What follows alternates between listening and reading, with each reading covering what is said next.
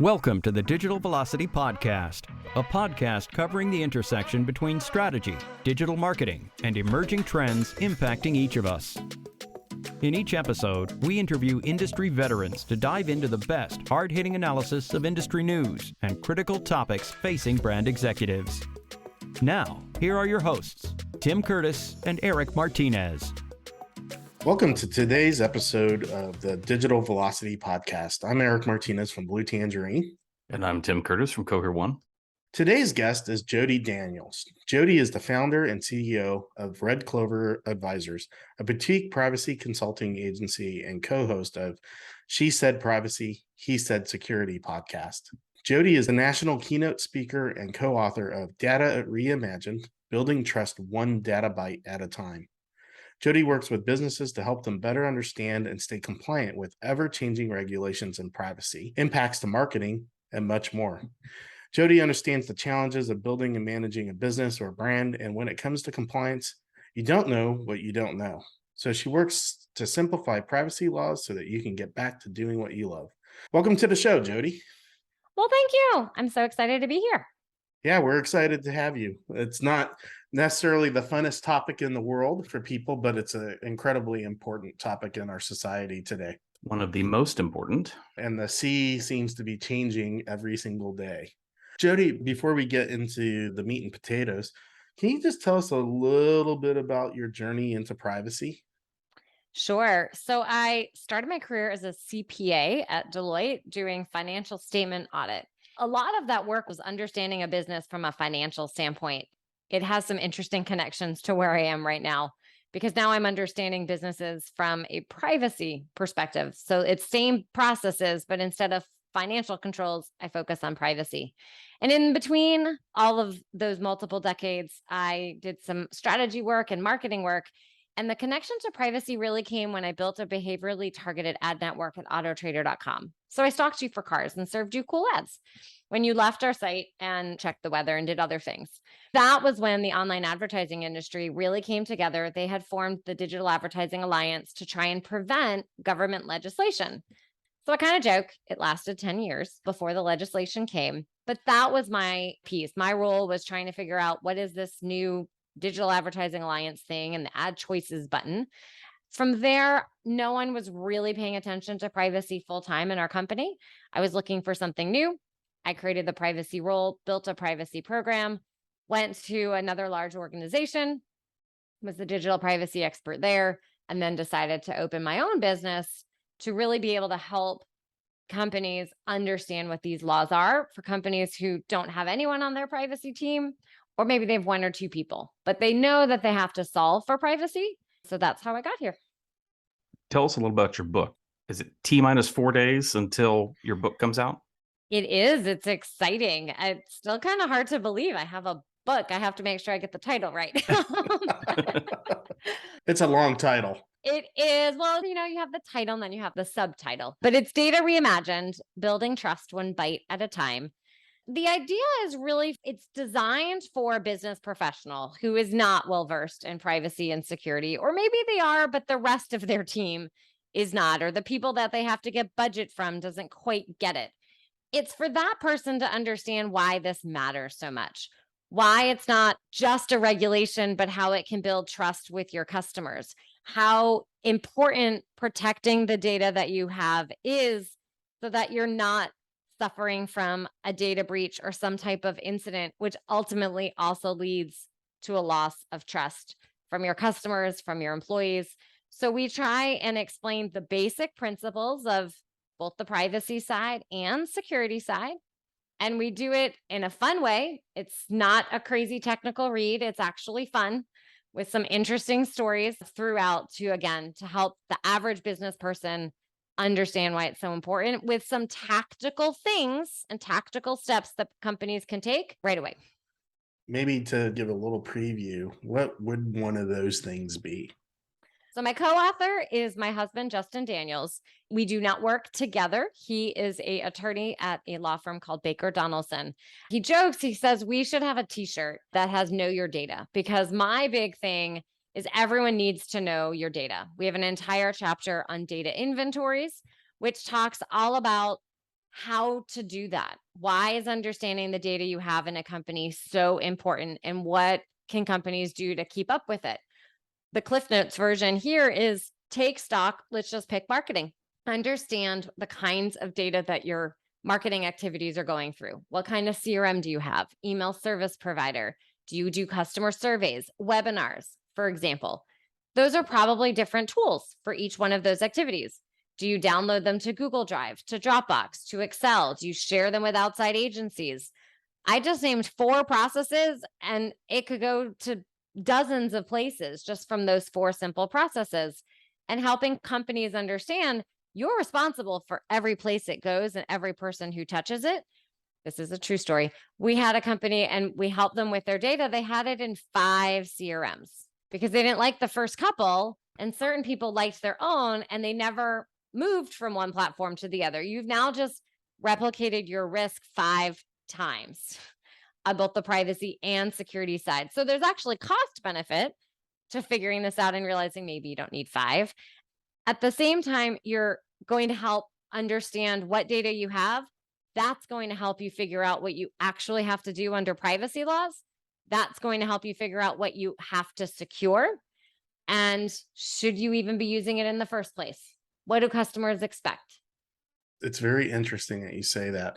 As I was reading through some of your material and prep for this conversation, it got me thinking about some of the things we do. I work in digital marketing, but I grew up in direct mail. One of the things in the direct mail is, in order to get a postcard or a flyer or a catalog out the door, you get this list of names and addresses. It sometimes has email addresses, it has phone numbers, and a lot of times those are emailed across to a printer, who then takes that and processes it and gets it out the door. And I'm just sitting there going, I know the last time I did that was just a couple of days ago. I emailed a list, one of my clients' lists, to a data processor to do their piece of it, and none of it's secure. It's a really interesting point. So one of the things I know you like to talk about is, what do marketers need to know about privacy? What are those key critical components? I know that in your book and in some of the conversations I've heard on your podcast and things, you guys talk about trust a lot. We do. Can you talk about those 2 elements? What do marketers need to know, and how does that relate to trust? Absolutely. Well, there's a variety of different places it shows up. So actually, let's use the example that you just mentioned with direct marketing. So if I go to the website, I believe that no one might know who I am. I'm an average person. I go to the site, I'm browsing. And then interestingly, I get in the mail a catalog or a coupon or flyer that says 40% off the thing that I was just looking at. That is now what is starting to happen from a marketing standpoint. I wasn't logged in, I wasn't a current customer, and somehow there's been a connection between my online activity and my offline activity. For some people, they don't like that. They felt like that's an invasion. I just went online, I thought I was on my own, and now you're connecting my online and offline activities. The story I often like to say is, imagine someone left behind you all day and they noted what kind of car you had and what you had at the coffee house, and then where you went to work and what you ordered to eat and what you bought on your mobile phone and what you listened to, and you can keep taking that story. Well, at the second place, you'd probably turn around and tell that person to stop taking notes and go away, and you're stalking. But that's exactly what happens online. What marketers need to understand is people don't like that in the offline world, and they don't really like it in the online world. Now, people do want personalized information. So how can you give them the personalized information in a way that they expect?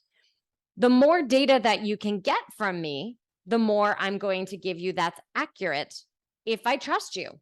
How many people have filled in their size, their kids, their family, their pets, their income, their cars, their whatever questions to try and get to know them better? Wrong. A lot of people. Why? Because I don't know who you are, and you're going to use the data in some way that I don't trust. But we actually want that data so that I can better serve you a relevant message. If we establish that trust at the beginning, how can we do that? Well, let's use language. Let's explain why I want to use this information and how I won't use the information. Let's let that person understand, if you give this to me, I will give you better materials. You get something valuable for it. That's some of the ways that you can start to continue to build that trust. Some of the others is where you have multiple brands. If I signed up for brand A and I'm starting to get information on brand B, okay, well, maybe if I knew that that happened, I know that Old Navy and Gap are connected. That's reasonable to me. But we have a lot of brands that it's not so reasonable. Or how much are you sharing all of my activity together, all of my habits? Those are pieces that I'm not trusting what is happening here. So for me, marketers need to understand what their customers want, who their demographic is, what's valuable to them.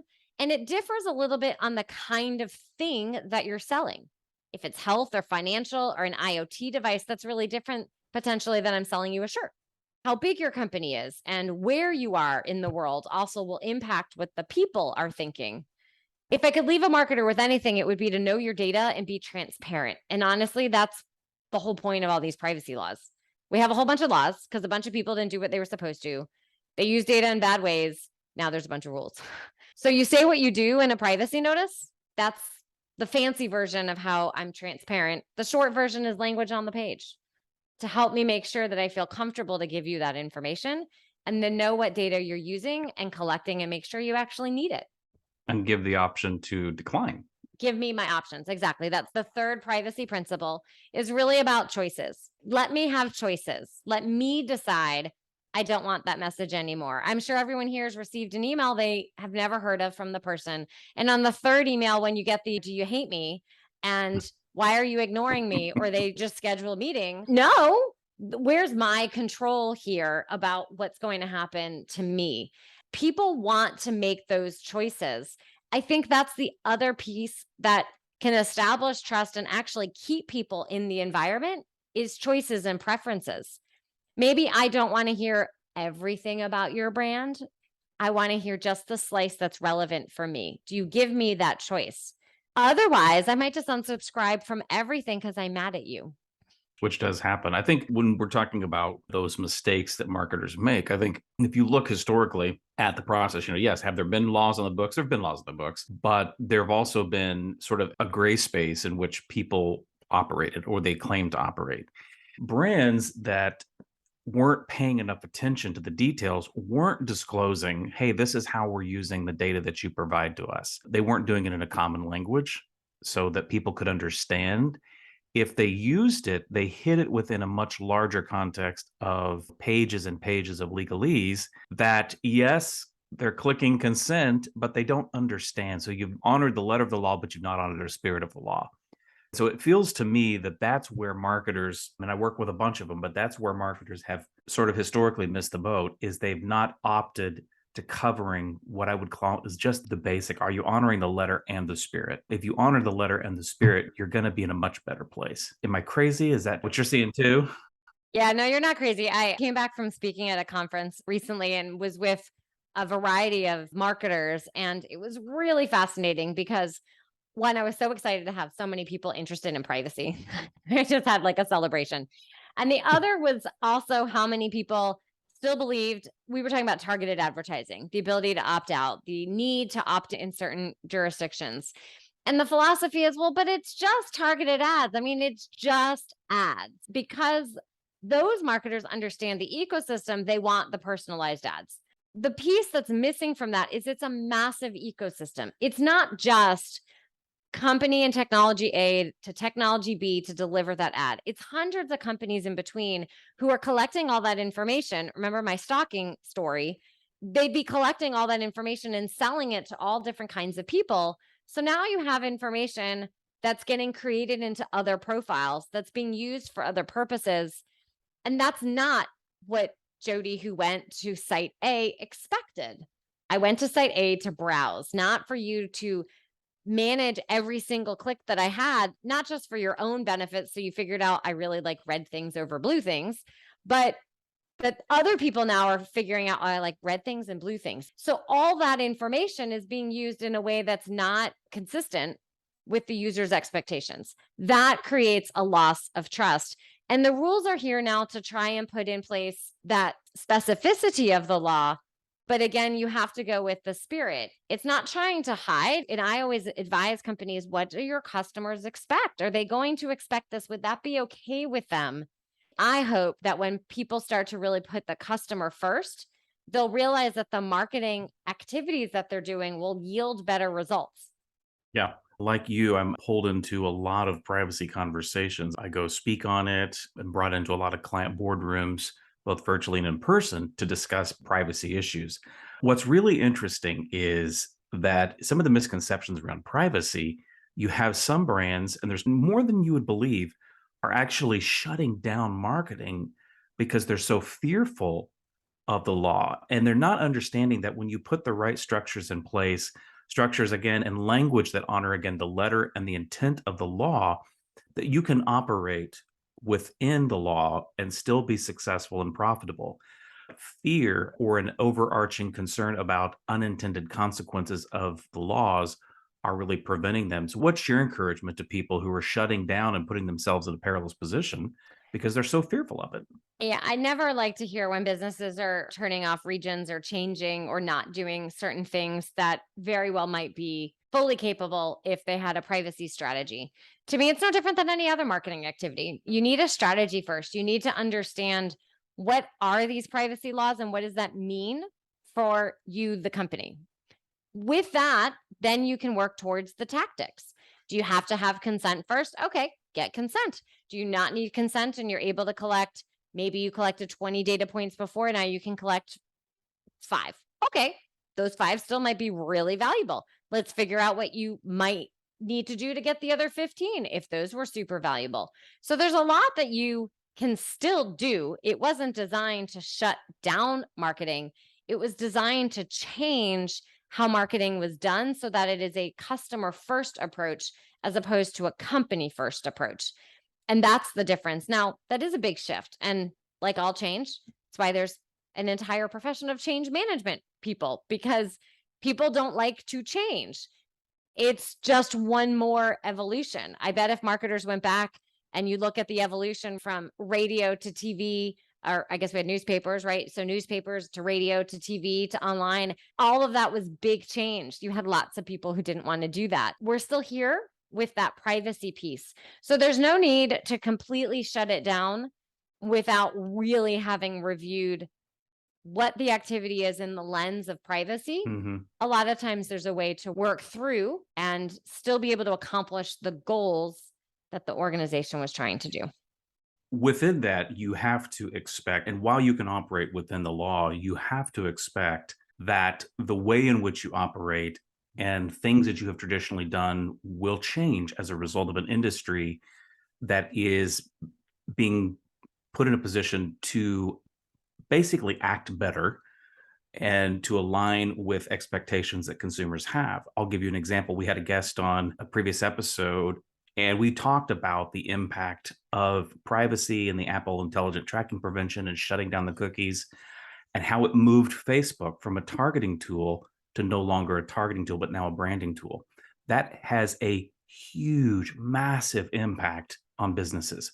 There are entire businesses out there, tens of thousands of them, that built their business on Facebook advertising. As a result of the changes in privacy, that era has ended. The Wild West that so many advertisers enjoyed is gone. And we're now in a place where there's a sheriff in town now. And so we're having to change our behaviors. But yeah, we're doing things to help bring some of that under control, and rightly so. But you have to be prepared to operate in a different paradigm. That is absolutely true. You have technologies that are changing the way things are happening. One could argue the reason behind why Apple did that, we're not going to do that today. But if you go back to the concept of trying to put the customer first, that's really a big part of that change. The ability for me to opt in, that's giving me the control. The ability for me to have those settings, that's again, the user having the control. At the end, what are marketers trying to do? Marketers are trying to get people to buy stuff. So the goal is to get the message in front of the right people. And so while we had Facebook advertising, and maybe it was the right people, there were a whole bunch of bots, there were a whole bunch of other things that were not right with it. For every marketer that was a part of that, all their data as an individual is out all over the place.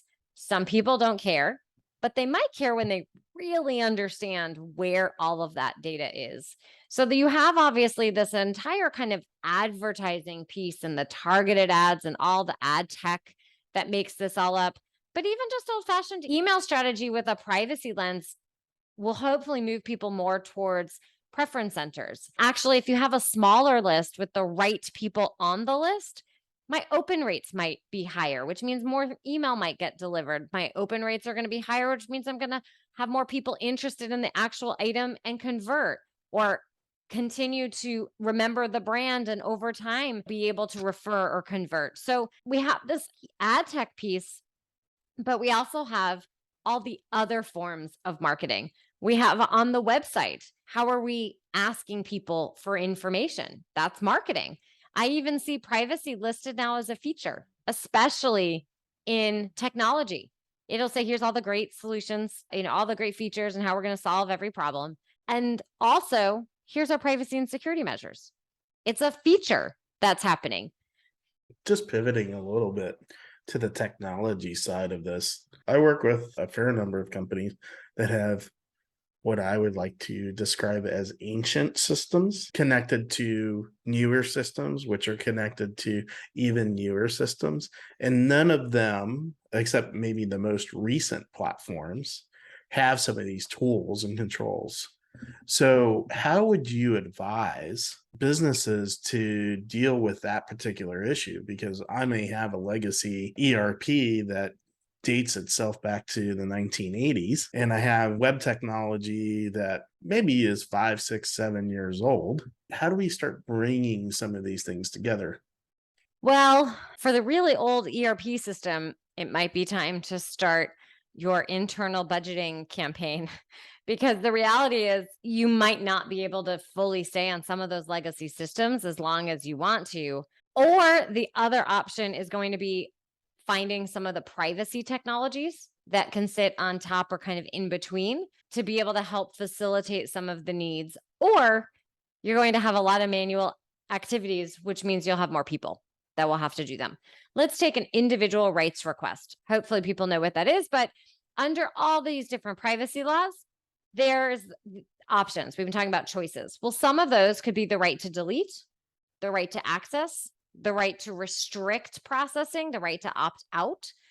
So if Jodi comes along and I don't like your brand, see, you've sent me content, I'm mad at you, something has happened, that's when people are going to exercise their rights. They're mad. Something didn't happen that was favorable to them. So I come along and I say, I want you to delete my information. You have to know where all that data is. Remember earlier, I said you really need to know your data. You really need to know your data. Where is it? If it's in that legacy ERP system, do I know how to get it out of there? I have to be able to hit the delete key. If you can't hit the delete key, you actually can't comply with the law. There are tools in between that can help facilitate that request. So Jodi makes the request. It looks automated and fancy with software in the beginning. And now you have a big manual effort behind that to actually go and find and hit the delete key. Other times there are technologies that can, maybe the system is able to handle API calls. I've seen automation with Jira and ServiceNow and Zendesk and some like interesting kind of Band-Aid solutions to try and be able to reach out to some of those legacy systems kind of until they can create the right strategy and bring in, honestly, a more modern version. That's some of the ways that I've seen people be able to tackle it.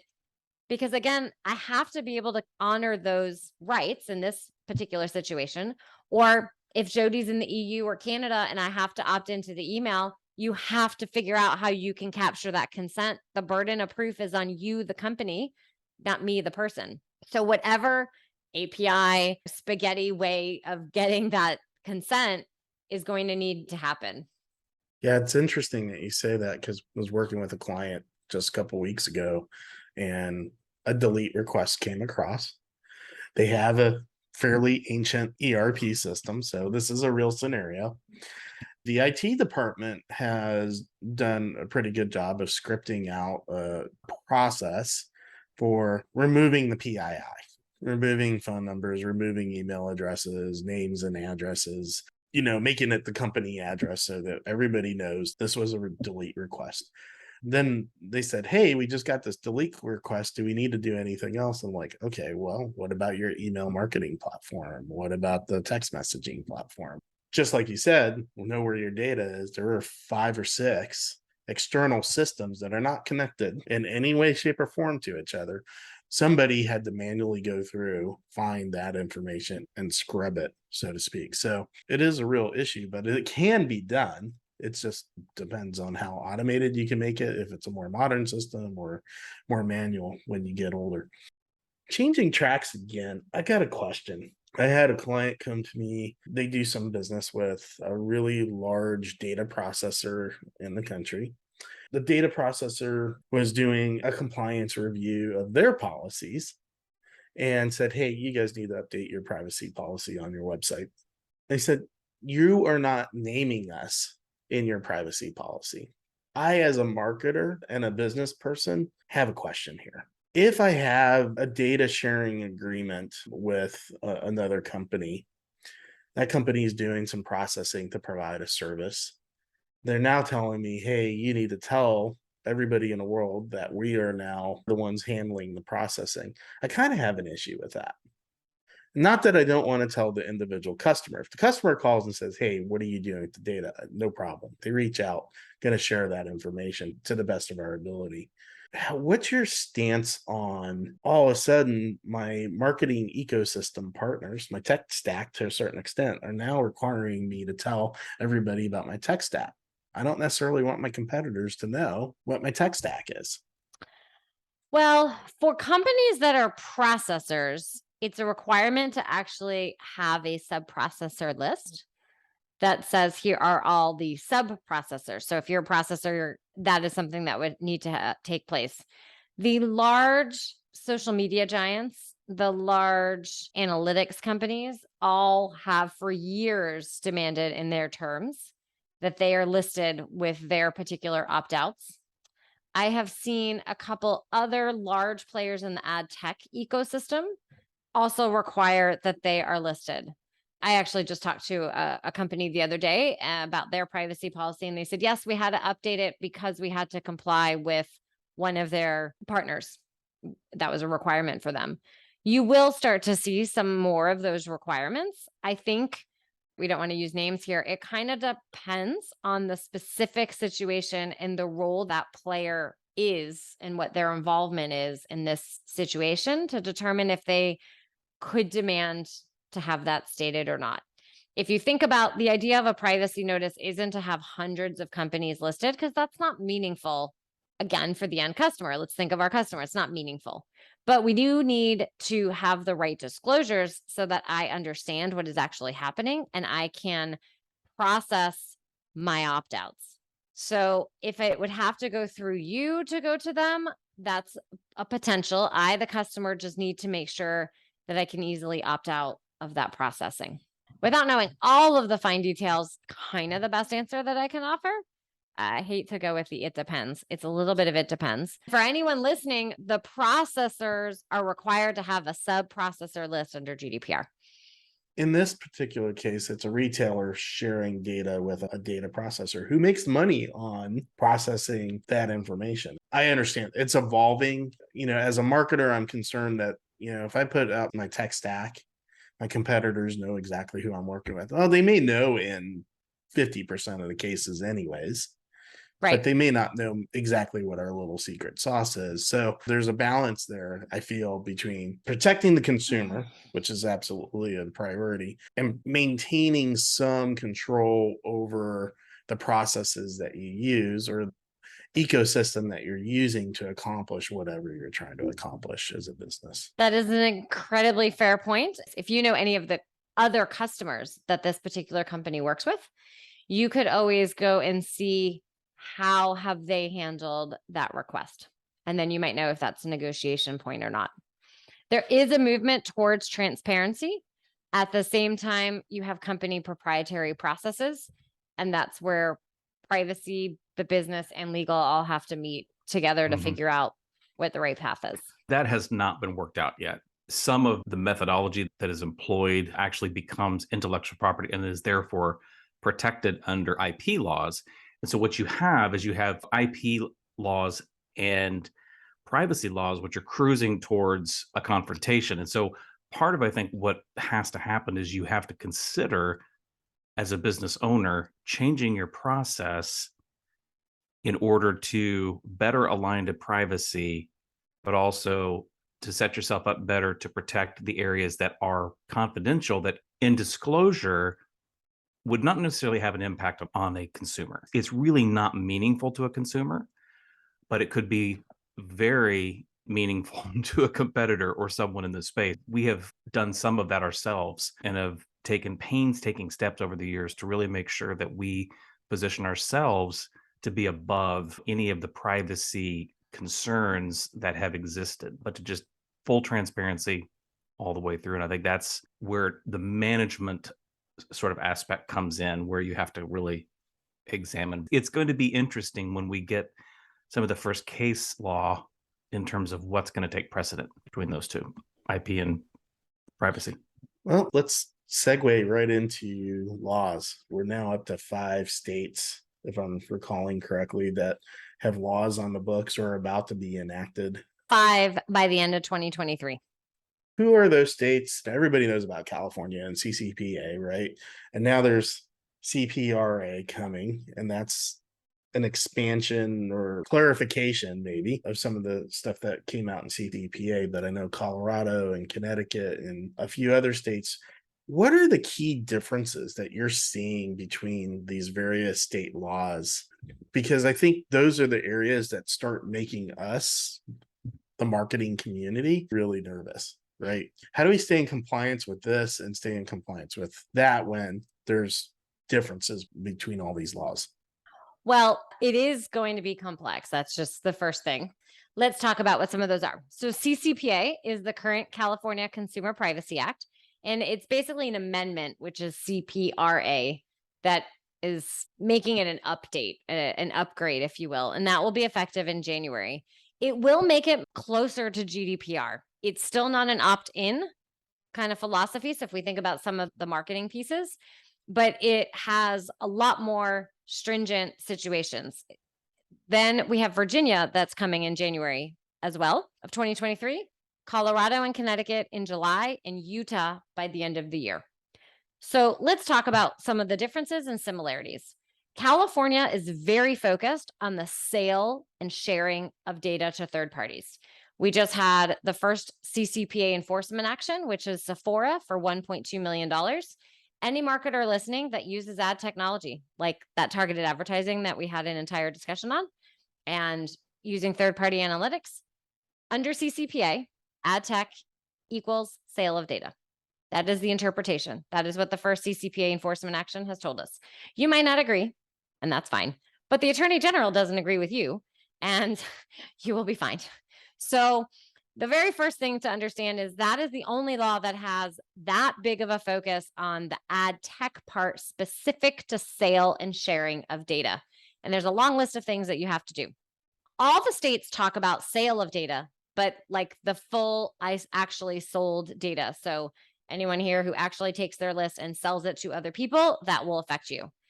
Anyone here who buys data, it could affect you downstream because your list could get smaller over time as people figure this out and opt out. Virginia really cares about opt out of targeted advertising. So they really have a big focus on that. Many of the states, so California, Virginia, Colorado, kind of signaled that they all want global privacy control. So anyone listening who's not familiar with global privacy control, now's a really good time to go learn a little bit more about that and identify a plan, because the first enforcement action, CCPA, also called Sephora out for not complying with global privacy control. And the other states have all indicated we want a universal opt-out signal. They're all kind of leaning towards what California is going to do. They haven't finalized everything, but they're kind of leaning to what California will do. The other common theme is around business purpose.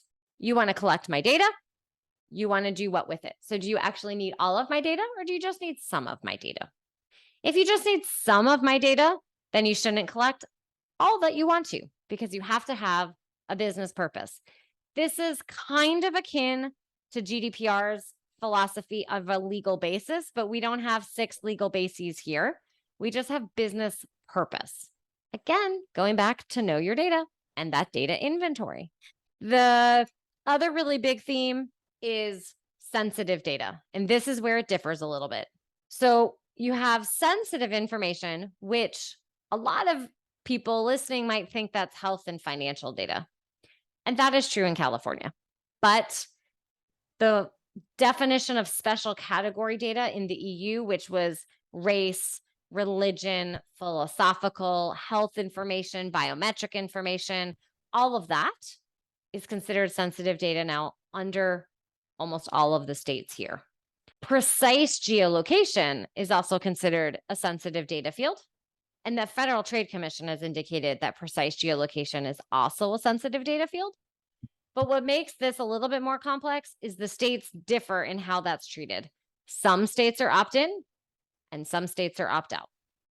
So most companies are going to pick the most conservative and probably just picked opt-in for everyone, which would make sense because, again, the Federal Trade Commission believes precise geolocation, as does Apple and other platforms believe that it should be opt-in. So those are some of the differences. The idea of individual rights is consistent across all of them, but they don't perfectly line up. They're all a little bit different. We have lots of charts when we do privacy assessments and reviews and audits for companies. And when we show people these charts, they're all like, this is totally different.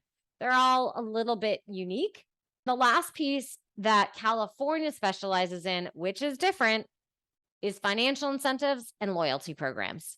If you offer 10% off, that's a financial incentive. And you need to make sure you have it properly disclosed and captured.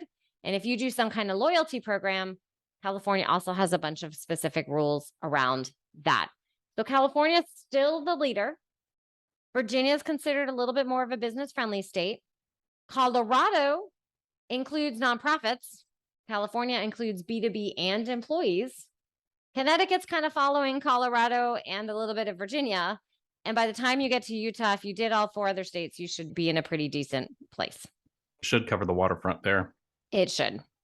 I remember when GDPR first came out, the concept of data minimalization was one that was sort of new in terms of concept here in the States.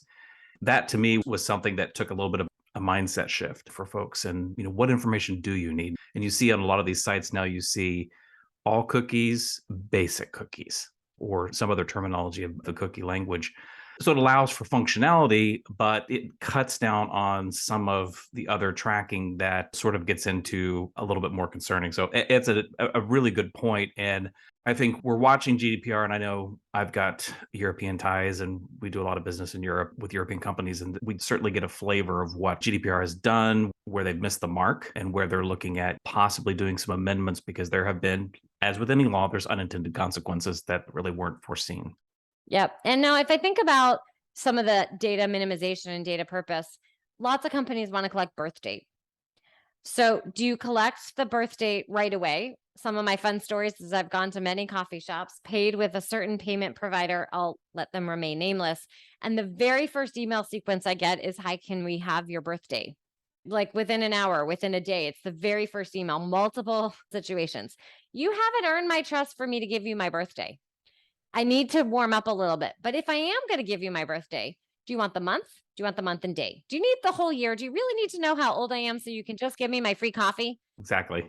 Those are the kinds of things that people need to think about. Am I going to give you accurate data? Maybe not, because I don't trust you.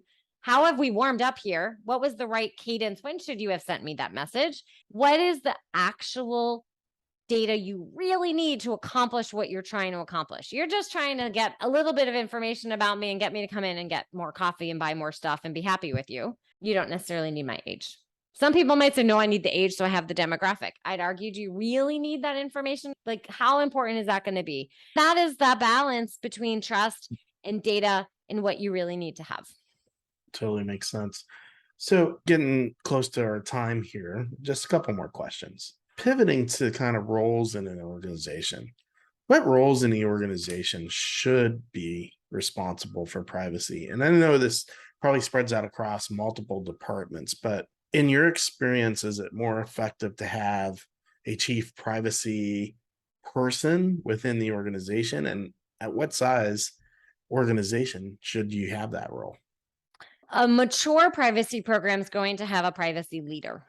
That privacy leader can certainly be a chief title. In terms of the right size company, it's probably where privacy issues are showing up every day.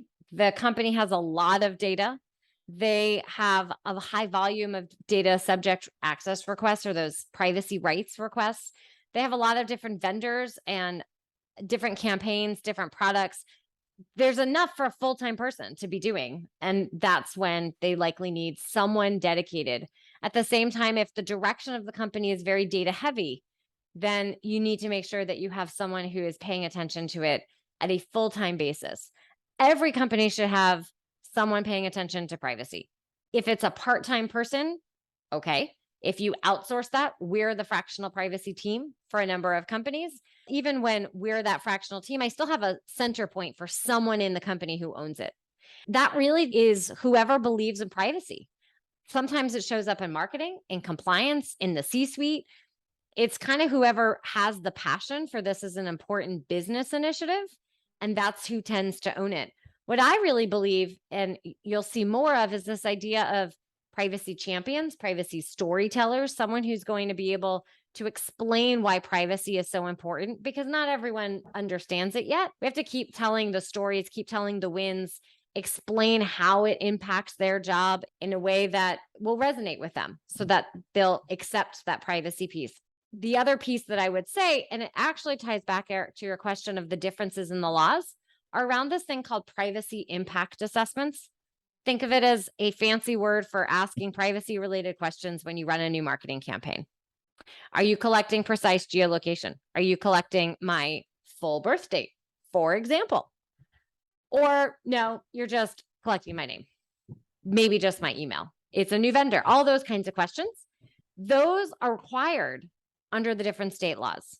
In Virginia, for example, required for targeted advertising, which will be new, I think, for many marketers. So marketers have to understand that. They have to know, they have to be able to fill it out to work with whoever is going to be reviewing that information. And the person reviewing should be the person who's responsible for privacy. Who's the one keeping up with all the laws, which is a lot. They keep changing all the time. And who's going to be that person? It's, again, whoever is going to own and feels a sense of responsibility to privacy. Even if it's outsourced, someone still has to be the internal conduit to making that work. Sure. That totally makes sense. Can't ever fully step away from it, period. You cannot fully step away from it. No, you can outsource the operational tactics and the strategy, but someone still has to be the linchpin to explain it to the executive team and to the other team members of, here's what this means for you. Well, Jodi, thank you so much for your time and the information. I think we could probably keep talking about this ad nauseum. It is a fascinating subject because it's an evolving profession and experience for all of our targeted audience. So this has been a lot of fun.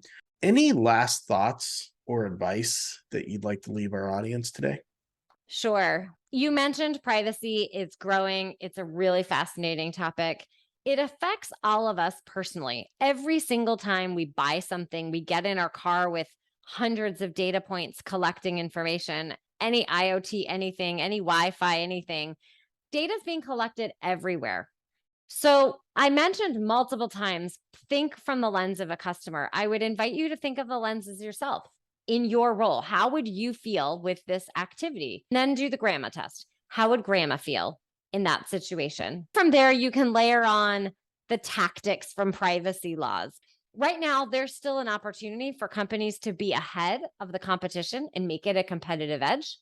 Pretty soon, it's going to be an expectation from everybody, regardless of the law. Like Jodi in Georgia, who has no privacy law covering me, there's going to be lots of me's who expect it because they don't know the difference. They see it for other companies, they're going to expect it here. So there's an advantage, there's an opportunity, and then we're going to move to the expectation side. And why not get started now so that your company is prepared and has a strong foundation to keep going forward? Making an advantage. Absolutely. Well, thanks again for coming on today. For those of you listening, be sure to check out her book, because by the time this comes out, it will have just released. It is Data Reimagined, Building Trust One Data Byte at a Time. So again, use that as a competitive advantage, learn about this subject, be prepared, and you'll find yourself in a good position. Thanks again, Jodi. My name is Tim Curtis from Cohere One. And I'm Eric Martinez from Blue Tangerine. Thank you for listening. To learn more about how Blue Tangerine and Cohere One can help you generate more sales for your business, visit bluetangerine.com and cohere1.com. If you have enjoyed our show today, please tell a friend, leave us a review, and subscribe on your favorite podcast platform. Visit the digitalvelocitypodcast.com website to send us your questions and topic suggestions. Be sure to join us again on the Digital Velocity Podcast.